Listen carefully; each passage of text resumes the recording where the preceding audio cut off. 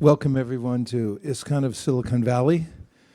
We're an ever-expanding organization founded 1965 in New York City by our founder and Acharya, Srila A.C. Bhaktivedanta Swami Prabhupada.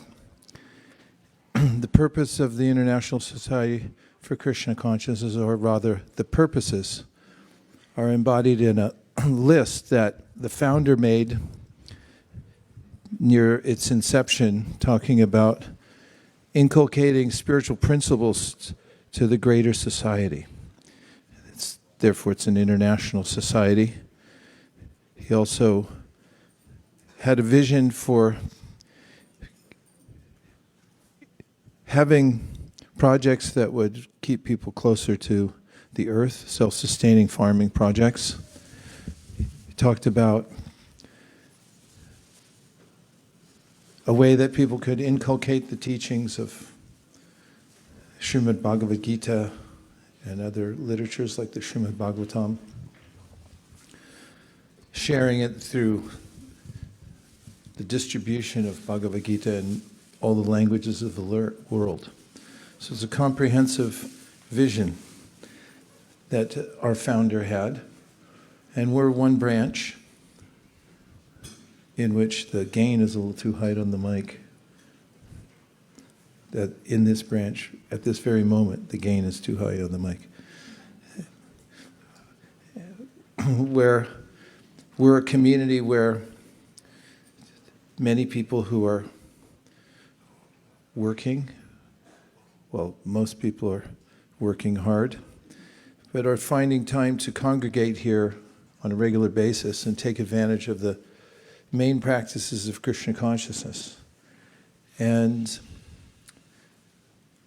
to that end, it's important to prioritize one's life and understand what things are important, because you can't do everything, but you can do the most important things, or I should say, if you can do the most important things on a regular basis, then you'll make progress in any sphere of life, whether it's economic or whether it's socially or spiritually. Apportion some of your life to make sure that you're doing the right things. A phrase came into my mind a while back. I hope it's original. I wrote it in one of my notebooks. Hopefully it came to my mind. And of course, every time I think I have an original thought, I look on the internet, look it up, and I go, yeah, 5 million other people already thought of that. I probably got it from them.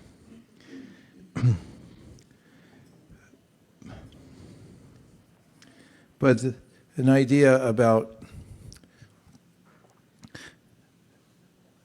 knowing what to pick up and what to leave behind is something I have been thinking about, and I was specifically thinking about today.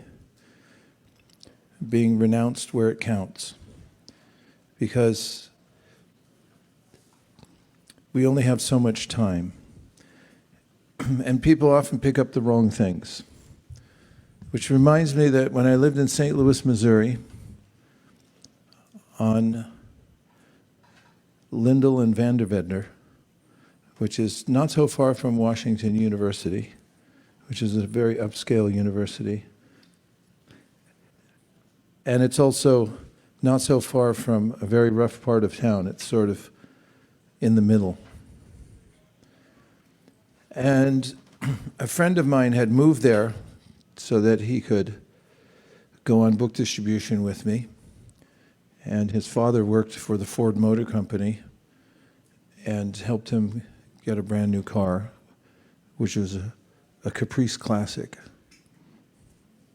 If you don't know what that is, it's because he recently started buying cars, and it's an older classic kind of car. It wasn't an old car, it was brand new. A beautiful car, a sedan, 4-door. And we used to drive back and forth to the airport, Lambert Field. We kept a good amount of books in the trunk because we had a quota of distributing 80 Bhagavad Gitas each every day. And we often kept a lot of our stuff in the car because we kind of half lived in it. So as the story thickens, the car was parked behind the temple. And did I mention that Washu is on one side and the not-so-good side of town is on the other? Well, that came to bear because one morning when I got up for Mangalartik and I looked out the back window, instead of seeing my friend's Caprice Classic, I saw a pile of glass. And I called my friend who lived in the apartment building across, and I said, well, your car's not there, but there's a pile of glass. If you're not acquainted with forensics, what that means is his car was stolen.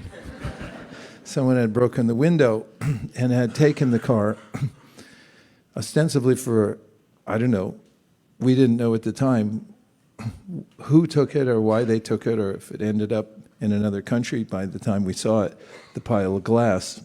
In any case, my friend filed a police report, came and looked at the glass, took the license plate number of the car, and put out an all-points bulletin to look for it. And my friend called his father and said, remember that car you got for me? Well, I still have a little glass. That's about all I have. And the police did find it about a week later. It was abandoned along a thoroughfare somewhere. But there were a lot of things missing. It had the latest audio inside, which back then was a tape player that was installed, but people at that time in history were expert at removing those. And a lot of other parts of the car were missing. They had driven it around, as the police described.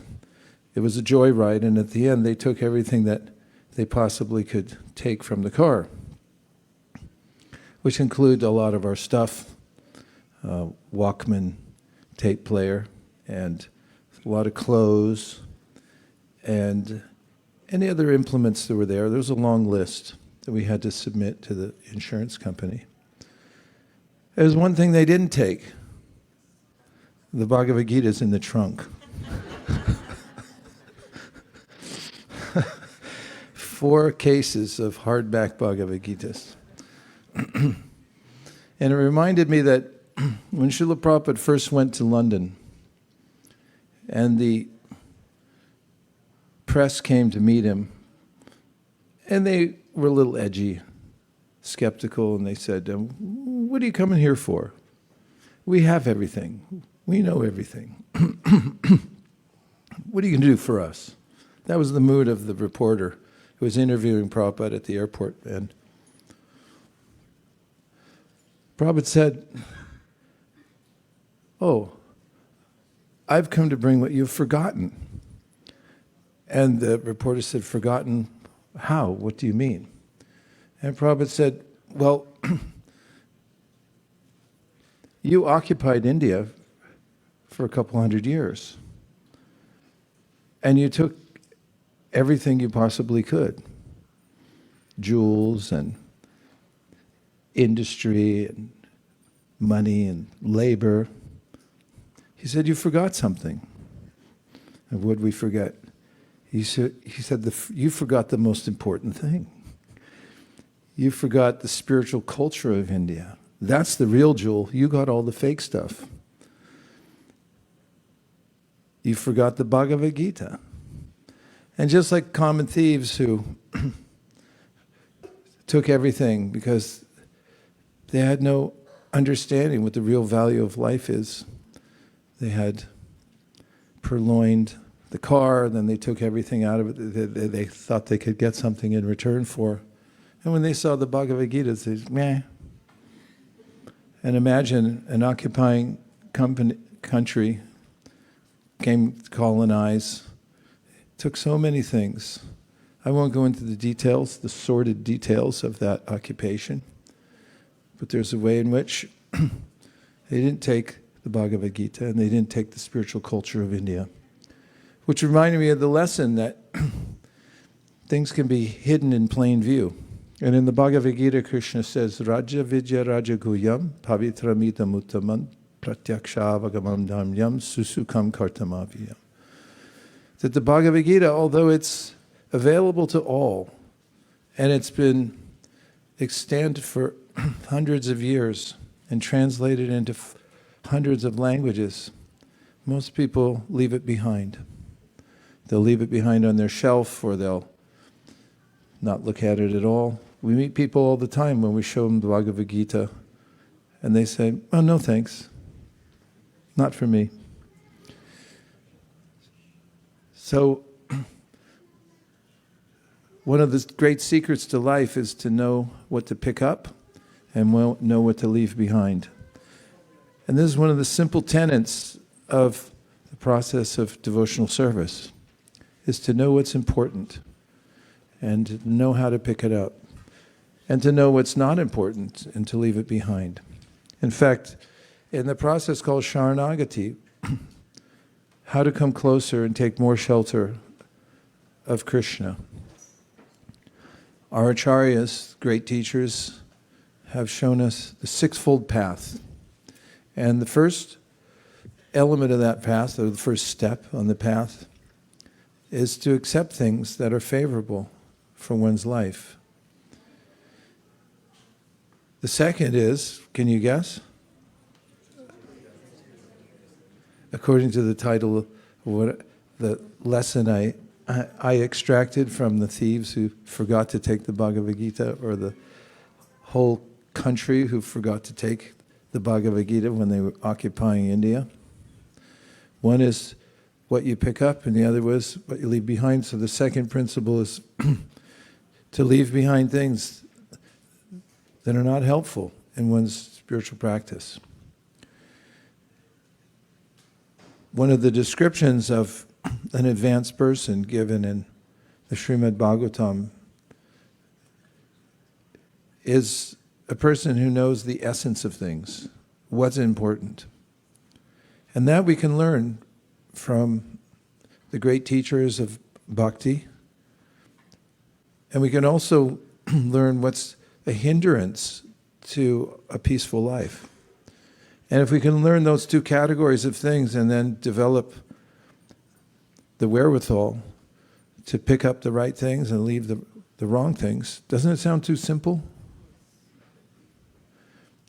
But that's a constant struggle for many people, because there are various enticing elements of this world that seem like a good idea, or they seem attractive, but once we embrace them, they become a great burden.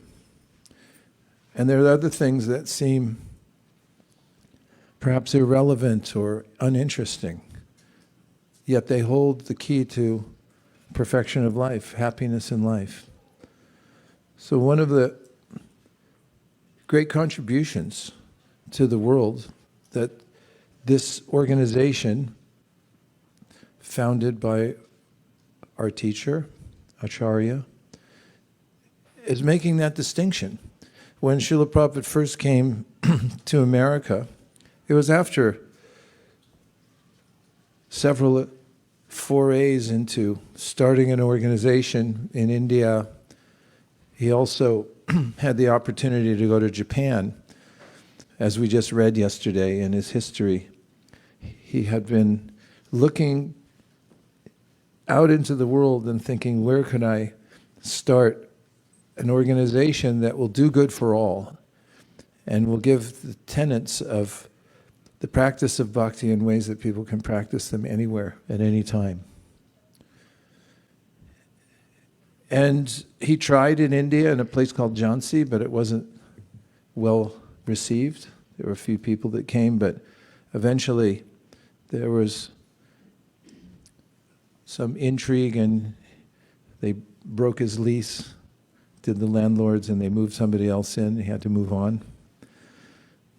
And at one time he was in India thinking about how to get to the West, especially America, to start this movement. And he got an invitation from an organization in Japan for a seminar cultivating the human spirit. And he had written, as soon as possible, a series of essays to present there. And he had also suggested to those who had invited him that they could assist him by having some artists in Japan illustrate the whole book, or each one of the essays that he had written for it. And they were more than willing to do so and very excited about him coming. And then he did Prabhupada to get passage, because the Japanese were going to pay for his lodging while he was there and any other expense he had in Japan, but he had to get himself there. He got clearance on his visa, but he had no money. He was a sannyasi. He didn't have any money, certainly not for airfare to go to and from Japan. So he started asking government agencies in India, and they took their time to reply, and the reply was consistently no. He wrote to the prime minister at the time and asked him personally, and the answer came back no. He asked from the vice prime minister, if there is such a thing, maybe it was the vice president, who said no. And that he had to postpone that project. In fact, the essays didn't get even recognized until after Prabhupada had left the world. He had put them in a bundle. He had the manuscript for it.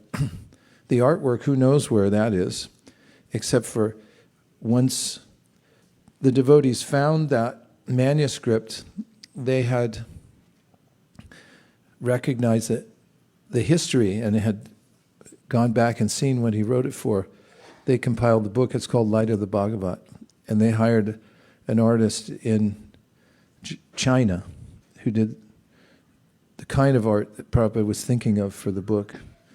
And posthumously, they produced that book. And we've distributed quite a few of those. It's a very instructive book, and it's very beautiful. And after many attempts, Prabhupada made it to America. And he landed in a place, New York and then San Francisco, right at the peak of the time when people had an idea that the only reason they weren't enjoying life was they weren't free enough to do whatever they wanted. And that was the basic philosophy of that period, 1960s into the 1970s. And there was a mantra for it. Would you like to hear the mantra? Yes. You really want to hear it? Yes. Okay, anybody under 15, cover your ears. It said, if it feels good, do it. That was the mantra. Any person from America will be aware of that. That was common. And if you listen to the music of the time or read some of the literature, there was this romanticized notion that if you were just free enough to do whatever you wanted to do, then you would be happy, and that people just were too restrained, and that was their problem. And amidst that culture, Prabhupada had successfully convinced those who were dedicated to a wanton lifestyle of sense gratification that it would be a good idea if they didn't do that. In fact, he gave 4 pillars of what he called civilized life, which was to be more restrained. Be careful about what you eat, no promiscuity, no gambling, and he also said don't eat meat, fish or eggs. Of course, when he brought that up, it was after the first group of people who had taken vows. They were the first initiates into the Krishna consciousness movement. They first agreed to be initiated, and afterwards Prabhupada told him what the restrictions were. I don't know exactly why he did that. Perhaps he was wondering if, based on some other statements he's made, that if I come here and I speak these things, people may just say, "Thank you very much, now please go home." But he posted them on the door where the initiates were staying, and after their initial euphoria of getting initiated into the Sampradaya, they came back to their rooms and found posted on their door, these are 4 regulative principles. And as some call them, or even Krishna himself, although not directly to these 4, but he calls regulative principles of freedom. And many people don't know that in the world, that by being careful about what you pick up and what you leave behind, your life can improve. You just have to know which things to pick up and which things to leave behind. And this is something that the Sri Upanishad mentions in code form by saying Anyarevahur sambhavad, Anyarahura sambhavat, iti shushrumadhiranam, yenastadvidchakshare. That there's a big difference between what you do that's in relationship to Krishna and those things that are not in relationship to Krishna. The result is completely different. And so this movement is commonsensical. It's teaching commonsensical principles that work. They work for everybody in all places, in all times, in all circumstances. It's not some ideology or it's not some religious process, but it's a science of how to live in such a way that you can improve yourself and come to the highest level of improvement that's possible for the human life. And it's not that complex, but it does seem to be difficult because of the currents that run through our own minds and bodies and that run through society in general, which may be contrary to some of these ideas about what to pick up and what to leave behind. Now, fortunately, there's a different approach besides just giving up things that one is asked to give up, which is called tyaga. It's a scary kind of word, isn't it? Try saying tyaga. Yeah, it sounds a little scary. What? I'm not giving that up. The idea of giving up something that seems at the moment to be pleasurable is slightly daunting because my mind wants what it wants. All my other senses want what they want. So what's unique about Krishna consciousness is the concept of replacing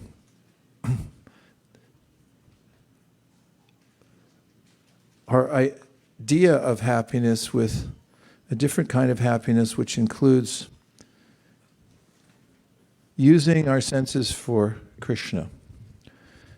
And one of the ways that we do that is by chanting Hare Krishna. Krishna and his name are non-different, and when we chant Hare Krishna, we're in the direct presence of Krishna. And when we're doing that, as the Srimad Bhagavatam says, Vasudeve Bhagavati Bhakti Yoga Prayojita Janaya Yashuvairagyam Jnanam Chayara Haitukam. The result is that we begin to live a sublime life. What to speak of the fact that we get intelligence about what things to pick up and what things to leave behind. Most people don't have that intelligence. What's more, we develop a kind of strength to be able to give up the things that aren't good for us. Meanwhile, that's being fueled by our fascination with those things that are good for us. And so it's a very positive process to chant Hare Krishna, to practice devotional service, and to notice that we are developing an internal strength to be able to leave behind those things that aren't good for us, and to, even as we're impelled to embrace more and more those things which are good for us. Now I have a list. It's just my own list, so you don't have to accept it. How to be renounced where it counts. Here's a few things to leave behind. Do you want to hear the list? Okay, that was 33% of the audience. The other portion of the audience, please cover your ears. This is not for you.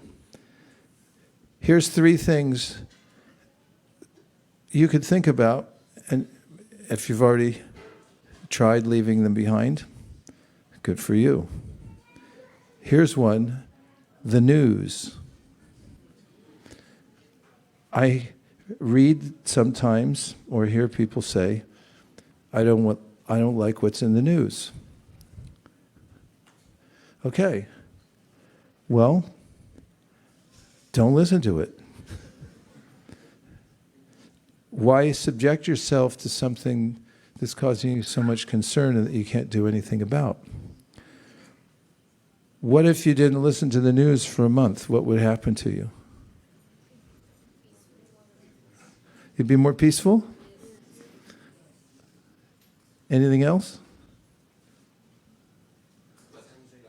Less anxiety? Does anybody disagree? Here's another one you can give up. Just try leaving it for 1 month or even 1 minute. Scrolling. Scrolling is random. It means that you didn't think of any of these ideas. Somebody else is presenting their ideas, and you're taking in random information. That's scrolling of any kind. I'm not just talking about on a screen, but taking in the environment without preemptively deciding why you're taking it in. That's also scrolling. If you just look around and you're not looking around with an eye to do some service, or you don't have a mission when you're looking at anything, you're scrolling. We're scrolling all the time. Just Krishna consciousness means to be conscious of what you're looking at and why you're doing it. And then, of course, there's what's called atyahara. Ati means extreme, and ahara means eating, extreme eating. And I'm not going to talk about eating, so don't worry. But that phrase is also extrapolated upon by our great acharyas to mean don't collect unnecessarily, don't collect too much. And it means collecting too much information also. You don't have to have so much information. You can't even process it. And scrolling isn't even really processing information. It's barely touching each subject for just a few seconds and then moving on to something else, with the sense that there might be something better in the next thing. And frankly, those who set up a platform like that are trying to get you to scroll. And they don't care if you stay on one subject or another. Well, they do, because they register that and then put more of it out. But as long as you stay on their platform, that's okay. So one thing to leave behind that can have an instant effect, positive effect, is to leave behind scrolling. Don't scroll on your phone. Don't scroll indiscriminately, looking at anything randomly. Look at it purposefully, which means, as Krishna says in the Bhagavad Gita, Aham sarvasya prabhavo matak sarvam pravartade. Everything emanates from me. And the vision of a person in Krishna consciousness, that everything emanates from Krishna. So looking at any object or scene in the material world is an exercise of seeing Krishna, being aware that it is Krishna, it's Krishna's energy. That's not random. That's unified. It's a unified way of seeing the world. But if you don't see the world in that way, then you're scrolling. Don't scroll the world, Don't scroll your television set, if anybody even has one anymore. Don't scroll on your phone. I'm just saying you could try it. And a third thing that you can leave behind, it's a conscious choice, is fault finding. And I'm not talking about constructive criticism, because constructive criticism is something that people who are sincere are always hope for. And if you have something constructive to say, and to be helpful to somebody who asks you for help, then that can be positive. But fault finding, because of a sense of wanting to put others in a bad light in your own mind so that you feel better about your own insufficiencies, is something that you can try leaving behind. What are the three things that I've suggested that you could try leaving behind? The news. No news is good news. Scrolling means randomness. Just looking at the world or a television set or scrolling. Try leaving it behind. And the third thing? Fault finding, with a sense of trying to degrade other people so that you feel more intact, because after all, there's people that are worse than you, so it doesn't matter how bad you are. You could give those three things up. So what to leave behind?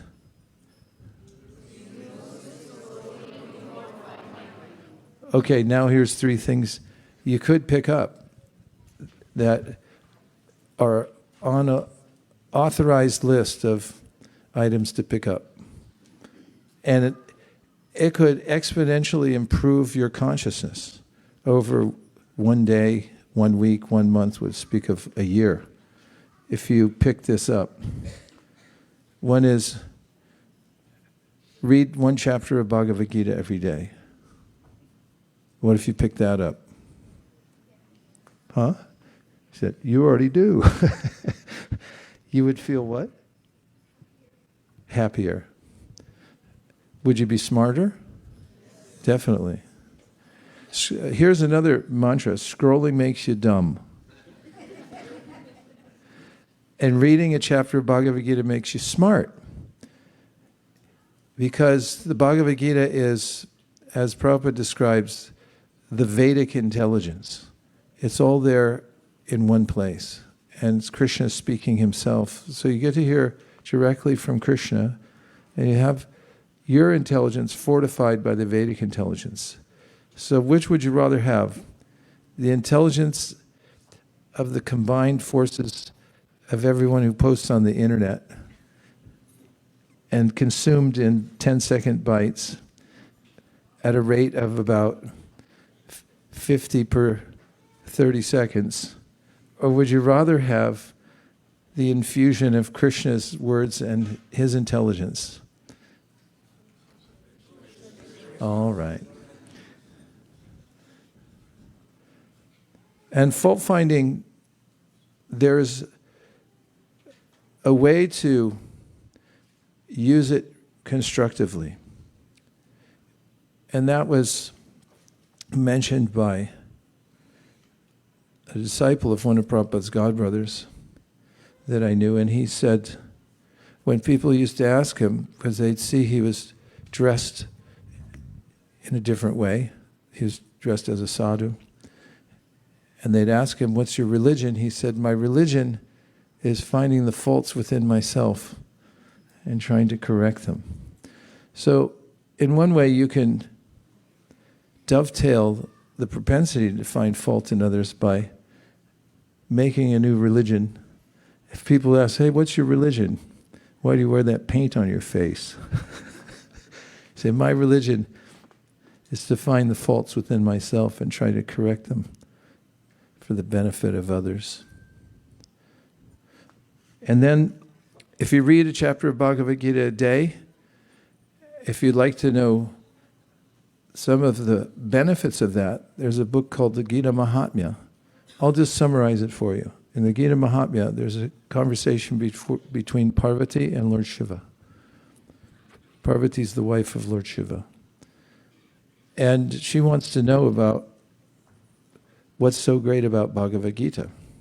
And Lord Shiva very exuberantly expresses all the benefits of reading Bhagavad Gita. In fact, he says if you read one chapter, or if you even read one verse, or half a verse, then he says, even a quarter of a verse, or even just one word, he said the benefit is inestimable. And he goes on to tell stories that have been passed down from antiquity in a system known Aitya. Miraculous benefits people have achieved from hearing the chanting of one chapter of Bhagavad Gita, including birds who became liberated from sitting in a tree underneath where somebody else was chanting the Bhagavad Gita, or dead bodies coming back to life. So if you want a little excitement in your life that's not temporary or limited to 10 seconds, don't scroll, read a chapter of Bhagavad Gita. Leave behind the scrolling and instead pick up a chapter of Bhagavad Gita and hear it. The next highly recommended activity to pick up is to chant japa. Japa means, as our resident sannyasi who hasn't been here in 35 years, Hanumat Prishak Swami, says, although his Dunda's still here, he left it at Srivasa's house. He has another one, don't worry. He said ja and pa. You use your pa and your jaw. So it's called japa. It's amazing what you can do with your jaw and your pa. That's japa. Everyone say japa. Ja, pa. So if you use your pa and you hold on to a counting mechanism, very high tech, they're wooden beads. Don't you hate high tech stuff sometimes? It can drive you nuts. In fact, now there's a movement I've been noticing for people to write on paper again. In fact, there's a whole science of how you remember things better by writing them on index cards and filing them yourself, and there's very intricate ways of filing, ancient systems. Are you aware of this? So there's that, and then you try to learn a new app. Anybody try to learn a new app? I have about 500 of them that I tried to learn, and I look at them and I don't open them because I think, oh, I don't know how to use that. And then next thing I know, I get a notification and I'm distracted somewhere else. So simple stuff is very helpful. Oh, look at that. We get an activity. This is a group activity. Let's try it. Please move forward. We are vegetarian. And then you have on one side the speaker, and then you see how we want to defragment. There's a great solution to this, which is to start with the seats closer to the speaker from the beginning of the talk.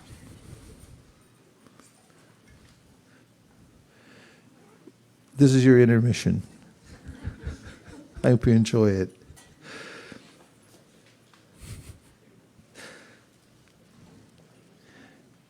Japa, what does it mean? No, it doesn't mean that at all. It means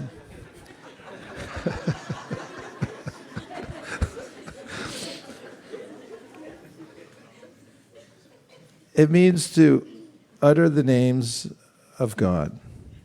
If you really think about how beautiful that is, first of all, that God has a name, and then that we have a tongue and ears that allow us to say that name. If we consider that Bhagavad Gita, Srimad Bhagavatam, and all the great teachers of bhakti say there's no difference at all between Krishna and his name. Just let that sink in for a minute. It's not theoretical. but it's an absolute principle. And consider that we right now have the technology, our own ears, tongue, the mind, which is a marvel, to repeat the names of God and listen to them. And this is trance-inducing.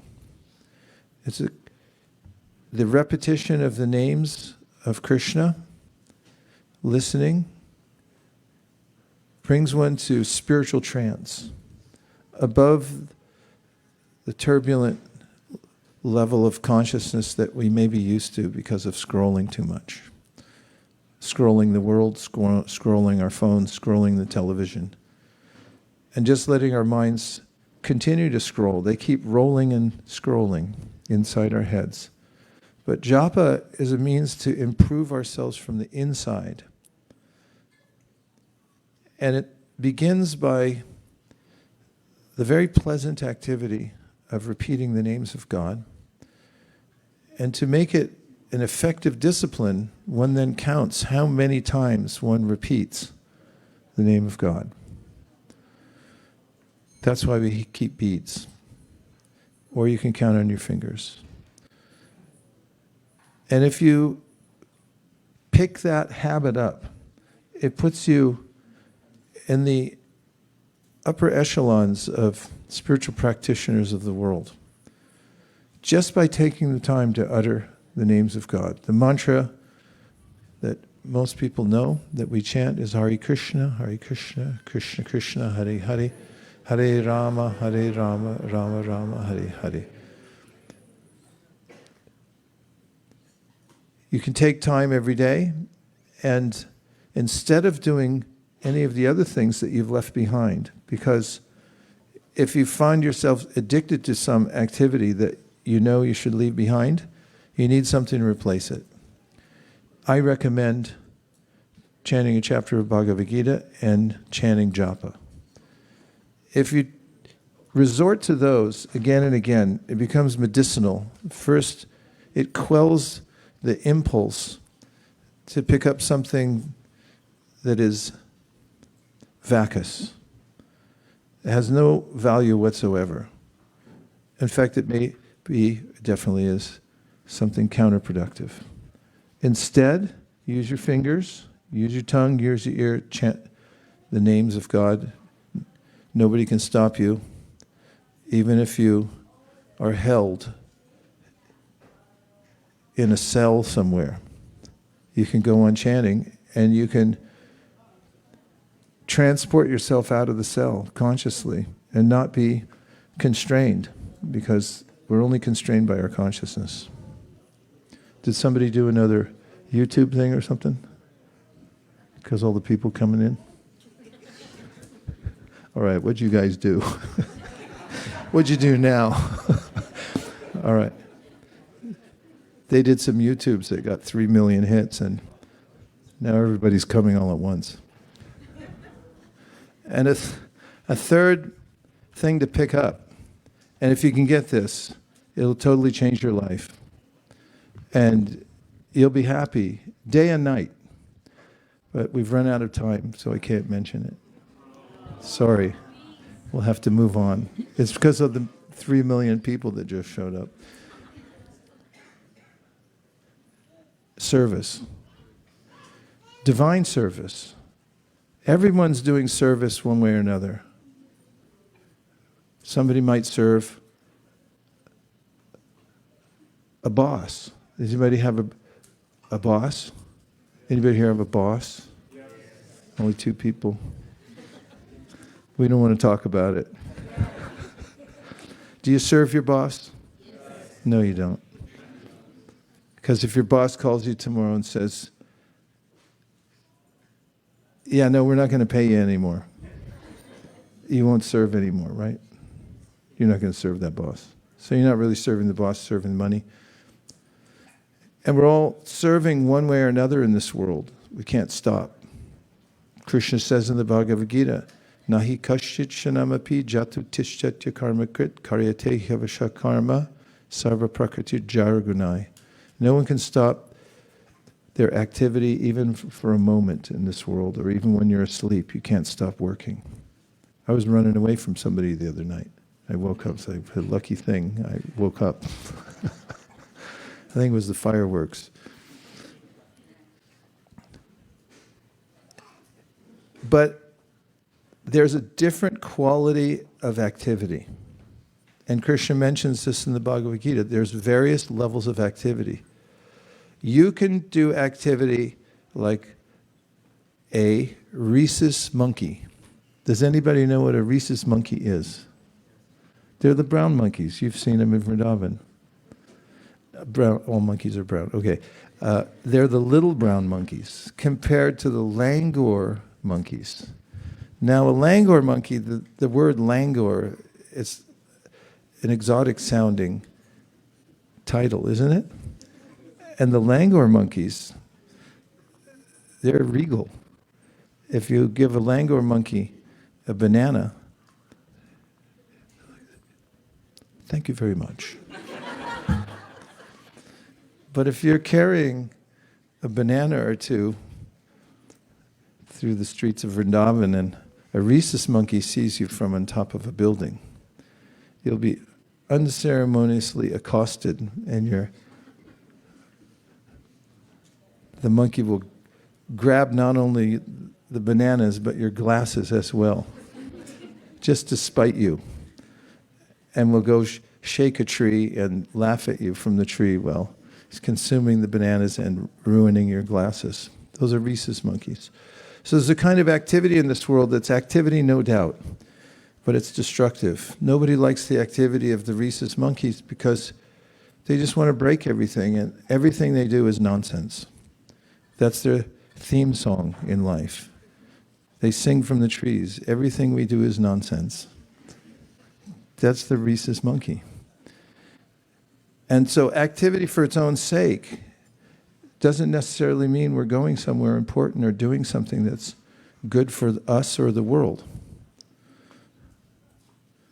There's a different kind of activity, and it's activity in service to Krishna, deliberately done in service to Krishna.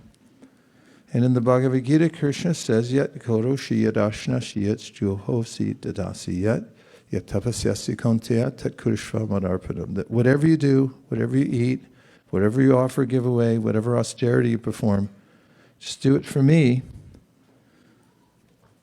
And because of acting in that way with the consciousness of offering things to Krishna, then your life becomes sublime and you're not bound to the world.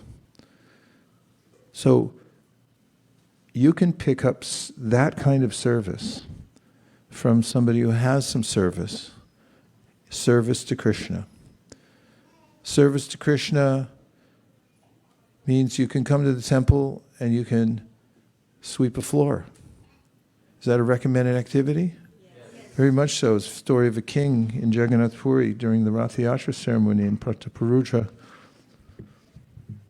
And he humbled himself and went and swept the road in front of Lord Jagannath when he was coming to his carts. And for that he became celebrated, and for other reasons. But that's especially noted in the Chaitanya Charitamrita, that because the king took some humble service, he was favored by Lord Chaitanya, the Supreme Personality of Godhead. And Krishna says in the Bhagavad Gita, Patram pushpam palam toyam yome bhaktya prayashati taram bhakti uparitam ashnami paritatmana. If whatever you eat, you offer to Krishna and in love, that's service. And there's as many services as there are activities in this world. When they're used with the intention of pleasing Krishna, becomes service. So if you pick up some service, your life will transform into a higher mode. And you can also reap the benefits of the process of serving, from the process of serving Krishna, because you'll automatically get knowledge and detachment from the world just by doing service for Krishna. So, quick review. What I've talked about today is being renounced where it counts. And there's a lesson to be learned in this world because the whole world is available to us through our senses in various ways. Our responsibility is to learn which things to leave behind and which things to pick up. Make a list. In fact, I wrote it in my book. This one I keep with me every day. Do any of you have a to-do list? Anybody keep a to-do list? Only 5 people. That's just scary. Okay. Well, I recommend you keep a not to-do list. Try it. Because you may have been struggling with a particular habit and you thought, why do I keep doing this? Because it's not on your not to-do list. Make a list and just see how powerful that is. Yeah, there's to-do lists and it keeps growing longer, right? You keep thinking, I got to do this, I got to do that, and you still haven't finished it all. And I hate to bring up a sore subject, but when you die, it's still going to be full. And a lot of people think, I didn't finish. Do yourself a favor and write a not to-do list. Even if you put one thing on it, that one thing that keeps bugging you, where you can't feel your own integrity, because you keep doing this one thing that makes you look in the mirror and think, why am I still doing something like this? Put it on your not to-do list. And then add to your to-do list the most important things. First important thing is chant Hare Krishna. Second, read Bhagavad Gita.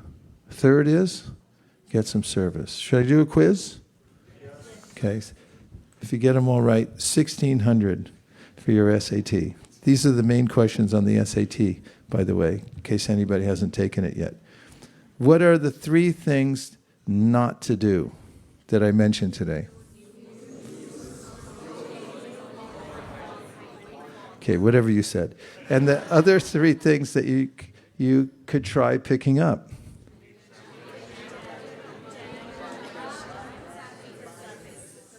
Correct. And this is how simple Krishna consciousness is. It may not be easy, but there's a great joy in knowing what to pick up and what to leave behind. If you have decided ahead of time, at least you'll know when you're doing something that's on your not to-do list. And then you'll be able to put the brakes on. And if you have a to-do list, and you remember japa, pick up the beads and start chanting Hare Krishna, Krishna Krishna, Hare Hare, Hare Rama, Rama Rama. And the mood you can say it in, if you like, is Krishna, please save me. Save me from myself. Save me from my mind. Save me from my senses. Please, just let me serve you. That's devotional service. And it's that simple. And if you keep these 2 lists close by, tattoo them on your back of your hand. This is my not to do, this is my to-do list. And anytime you're in a little anxiety, you just go like this. Okay, now I got it.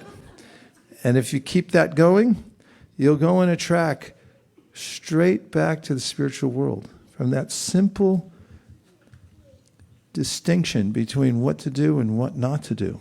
Anyadevahur sambhavad, anyadahur asambhavad. I quote this more than any other verse. Iti shushumadhiranam yenas tadvicha. Great, smart, self-controlled people have tried this. That's what the verse says. The verse says that smart, self-controlled, wise people have already tried this, and it flat out works. That if you pick up the things that are good for you and you do them, which is all in relationship to Krishna, and you leave behind the other things, then you're not only going to have a great life, you'll be celebrated in this life because nobody does it. Everyone goes, yeah, sure, and they go on scrolling. It's like maybe some other lifetime in another millennium. But if you do these simple things, your name will be in a book, and people celebrate you for generations to come, even as you're on your way in an airplane back to the spiritual world. Hare Krishna. So now we're going to try the group chanting of Hare Krishna. So you're the chorus. We need a singer, and I volunteer. So we're going to sing the Hare Krishna Maha Mantra, accompanied by these drums. This one's called the Kol. Let's hear the Kol. And then we have a harmoniist over here. We flew her in. Harmonium. Beautiful. Then we have the best kartalist. I'll put her up against anybody in the world. The best kartalist in the world. Let's hear the kartals. And we have one of the most unique instruments in the world, which will remind you of the spiritual world. Goloka Vrindavan, it's the cowbell.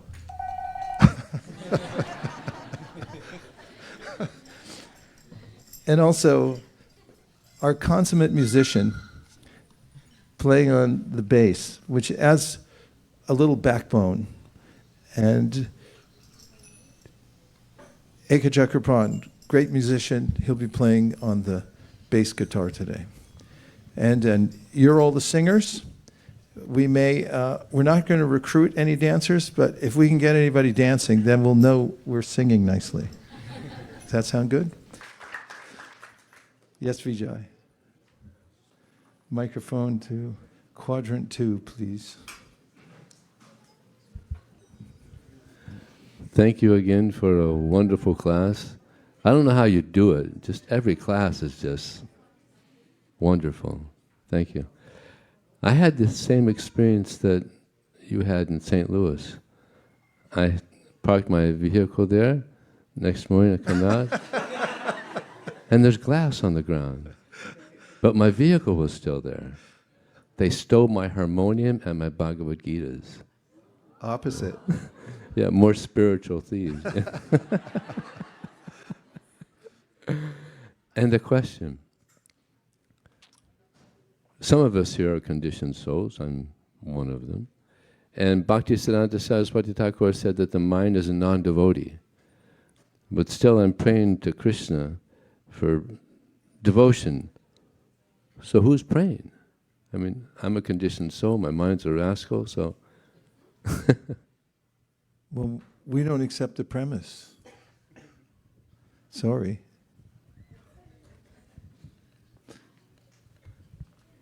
That you're a conditioned soul. Iha yasya hare rasya karmana manasa gira nikilap yasya vastastu jivan muktasu uchite. A non-conditioned soul is described in the Shastra. A person who's embodied, iha, and living in this world, iha yasya hare rasya karmana manasa gira, but whose activities are all directed towards Krishna. That's gira means the words, manasa means the mind, the body, mind, words. They're engaged in Krishna service. Then jivan mukta suuchite, such a soul is known to be liberated. So we don't accept the premise. You're always engaged, body, mind, and words in Krishna service. So the mind, Krishna says in the Bhagavad Gita, is very difficult to control. He gives various analogies. In the Bhagavad Gita, he talks about how the wind can pick up a boat that's on the water that doesn't have a resting place and blow it all over the place. And he talks in the Srimad Bhagavatam about how it's like a wild horse, and you have to learn to tame a horse. That's no easy task. And in the 5th canto of the Srimad Bhagavatam, described how the mind is like a wild animal. Do you ever notice sometimes people, they prefer wild animals over domesticated animals? When I was a kid, my father read my brother and me a book called The Wild. It was about a kid who got a raccoon from the wild and then tamed it. But then when summer night after they had become attached to the raccoons heard some calling in the wild, and he ran out of the house, ran off the porch, and never came back. And the Bhagavatam describes how somebody might have a powerful wild animal and think, oh, he's tame, and then the wild animal kills everybody in the house. So he said, the mind, even when one's practicing some high-minded process, spiritual practice, one has to keep careful watch. Don't think that it can't, like a wild animal, even if someone is fully engaged in devotional service, come back and wreak havoc on one's life. Therefore, one should never consider that I'm liberated. And that's why Vijay Prabhu is posing himself as a conditioned soul, because that's what liberated souls do. They say, I'm not advanced and I'm not liberated. And it's the prerogative of one who wants to remain safe in the material world and not take liberties. So as long as we're in a material body, we should be careful. Even if everyone else tells us we're liberated, we should consider I'm not liberated, and I should mind my mind very carefully and make sure that it doesn't take advantage of me again. Because we have stories. We have stories of great souls like Bharat Maharaj, who is so advanced that he could walk away from a kingdom. Nobody does that. Even people have some really bad state they're in charge of as a senator, lowest in education in the whole country, and then whatever it is, they're so attached, their whole thing, just being called senator, they can't give it up until they get thrombosis or something and drop dead from a pulmonary condition. But Bharat gave it up. He was so strong, and then he was able to meditate until he was fully fixed on the Supreme Personality of Godhead, but then he got distracted by a little deer and took birth as a deer.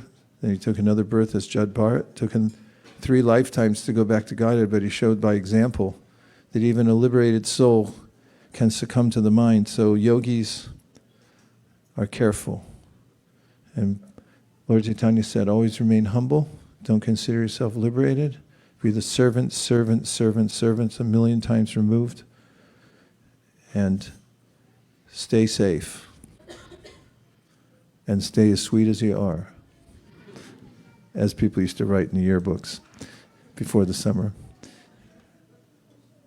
So, yeah, we have this little temple.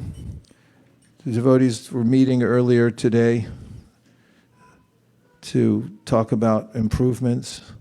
They're always talking about how to make improvements. We started off in a house on New Jersey Avenue in San Jose. We got kicked out because the neighbors realized we were running a church out of a house. Then we moved to a storefront until the landlord realized what Janmashtami meant. Then we moved to an unincorporated area. That means if you call the police, they don't come. And that's why the guy who was the landlord also lived on the property, and who knows what kind of businesses he was running, but not all of them were legal. We know that for sure. And we lived there 7 years, and we barely noticed because we were having such a joyous time, right? I mean, who knows even where our lives went to? We look down and go, how did we get here? It's like, who knows? Who cares? When's the next festival? And when can we do more service? So this is a joyful place. It's a place where you can jump in and get service, that's for sure. There's lots of service if anybody wants it. You can also get association where people who are very serious about making spiritual advancement are congregating. And you can also join groups where you can listen to the Bhagavad Gita, Srimad Bhagavatam. The other night, just before I turned in for the night to take rest, I think it was 7:30, and I remembered that there was a recitation from ISV, one of our networks of the Srimad Bhagavatam, 10th canto, so I tuned in on my phone. And since I couldn't stay awake entirely, I just opened it and I fell asleep listening to the shlokas of the 10th canto. There are programs here on Zoom, classes on a regular basis. There are multiple programs all over the area. We have a program that goes on regularly in Santa Cruz. There's one in San Jose. There's one in Tri-Valley. There's one in San Francisco. Anybody else want to give a shout out for your program? Santa Rosa now. We had a whole contingency come down from Santa Rosa.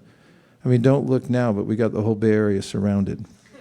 So if you want to be on a winning team, Jordan Lord Chaitanya's team, we're going to take over the Bay Area, and you can be on the ground floor and take some service and help. Give all your resources, sign everything over from your trust for when you leave. And whatever, because everything that comes in here, we use it. Let me speak English. Whatever comes in here, we use to help expand the reach of Chaitanya Mahaprabhu, the Bhagavad Gita, and Srimad Bhagavatam, and it's a good feeling. You use your resources in such a way you actually feel satisfied, right, Mayapur Vihari? He uses all his resources for Krishna. He could have moved to India and lived like a king. Of course, he lives like a king here too, but he could have been an emperor in India. And he decided to stay here and expand the Motel Gita project so that everybody all over the world could go into a motel where they're usually depressed and turn on the TV and order room service. Instead, because of him, they open their drawer and they find Bhagavad Gita as it is. 1.5 million Bhagavad Gitas.